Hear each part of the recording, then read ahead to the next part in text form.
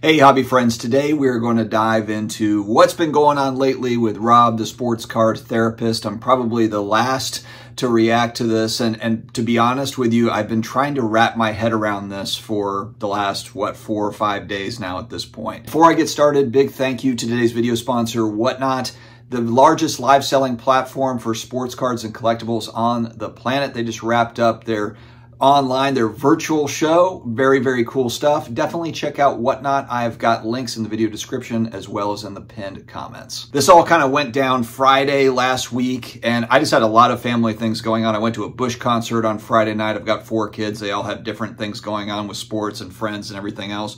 Football Sundays. And so I've been thinking on this, trying to wrap my head around it. My honest feelings are I am still in shock by this. I'm in shock by what happened and then what followed. And for those that don't know, I'm going to do kind of a quick little rundown. It's going to be the 30 seconds or less spiel. I'm not going to go at 20 minutes into each and every little detail of what happened here. But essentially what we're talking about is an Eli Manning Prism Gold card that Rob had bid on. He had won it with a mega bid, is what he called it.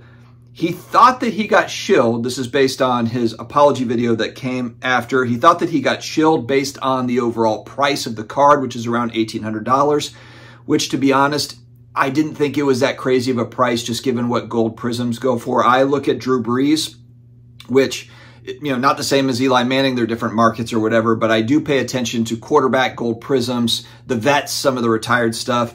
$1,800 didn't seem too crazy to me, but he had talked about that. He thought that the price was a little weird, that he had gotten shilled. But then when you look at the bid history, there's not any zero feedback. There's not anything that sticks out as anything that's out of the ordinary with the bids. To top it off, the second chance offer person that ended up buying the card, that went back and was like, hey, was this paid for? I'd like to buy the card.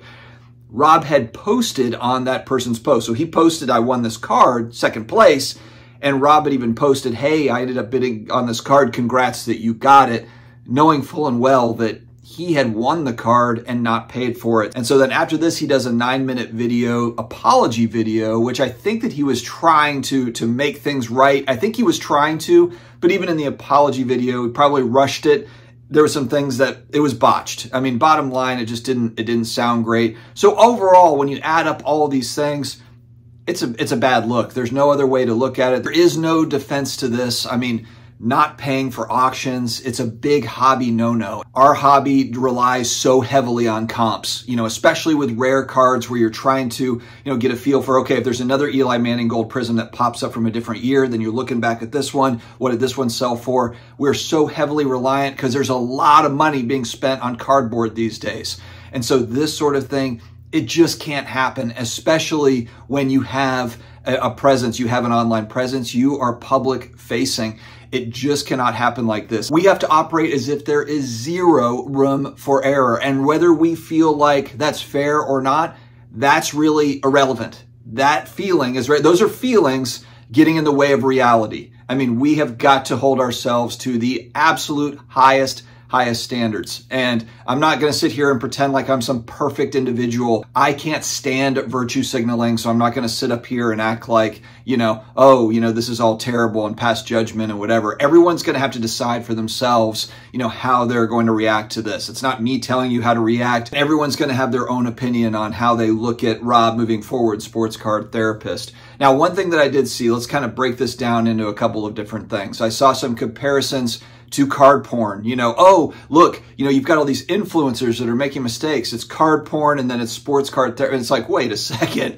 I mean, when we look at card porn, it could be a absolute major fraud that we're talking about. Multiple. There's a lot more going on there as far as we know. Now, who knows? Maybe, I don't know, maybe there's more to the story with Rob, and if it does come out, then fine. But right now, as it sits, I don't think we can compare this situation to the card porn situation. I don't think that we could compare those two things. I've also read some comments recently on my channel that, I did do some collabs with Rob, and I gave him a platform on my channel, and there's kind of the guilty, by association thing, I guess, that some people do. Let's just back up a little bit. I've probably had on my channel or been on their channel over 100 plus easily, content creators, industry people, business owners within the hobby, people that are adjacent to this hobby, all sorts of different people. And that's never going to change. I'm going to give people the benefit of the doubt. I don't like this thing of like, oh, you had this person on your channel 2 years ago or 6 months ago or whatever, wow, you're part of the clique or whatever. Sorry if you feel this way, but I just think it's a dumb take.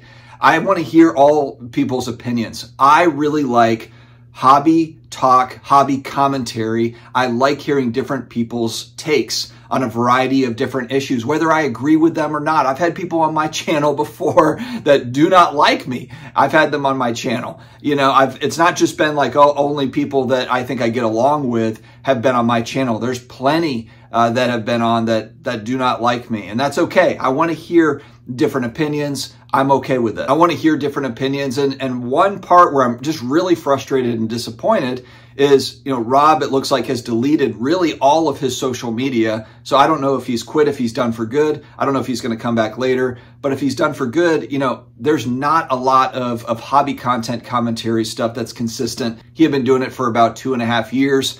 And we need more people, not less people, throwing out their opinion. And he was one that was consistent, putting stuff out there. Whether you agreed or didn't agree, I just like the fact that here's someone that's putting the effort in and putting the time in, putting the content out. And now we have one less person doing that. I did enjoy especially his best content, I think, was his roundtables. His roundtable content, because he brings in a variety of people from different backgrounds and all sorts of different collectors that are talking about different things. I believe brought a lot of value to hobbyists, giving different opinions on vintage cards, buying, selling strategies, collecting strategies.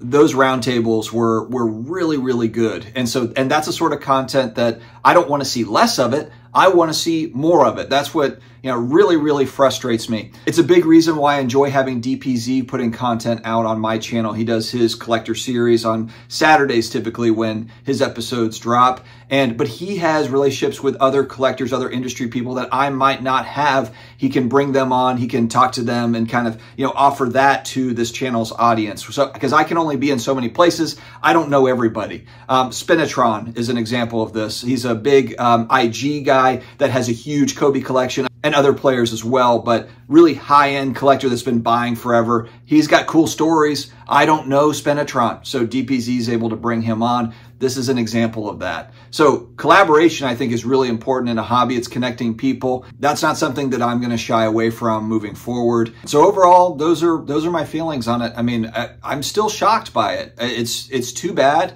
It's disappointing. Just what happened, but then also what's happened since. I mean, it looks, from all intents and purposes, it looks like he's deleted everything. And so that's kind of the end of the story, I suppose. But I'm still in shock, to be perfectly honest. That's all I've got on this one, guys. Stay healthy, stay awesome. I'll talk to you again later.